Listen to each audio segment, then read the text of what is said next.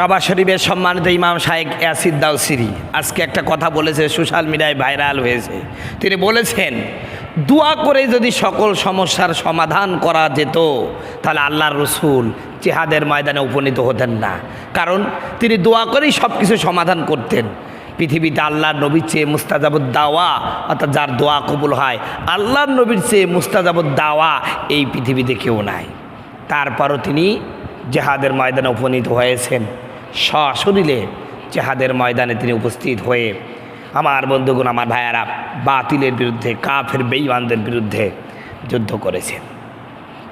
আমার বন্ধুগণ, আমার ভাইয়ারা, কাবা শরীফের সম্মানিত ইমাম শায়েখ ইয়াসির দাউসিরি কথাটা বলেছেন, জানি না তার চাকরি থাকবে কিনা, তার কাবা শরীফের ইমামতি থাকবে কিনা জানি না।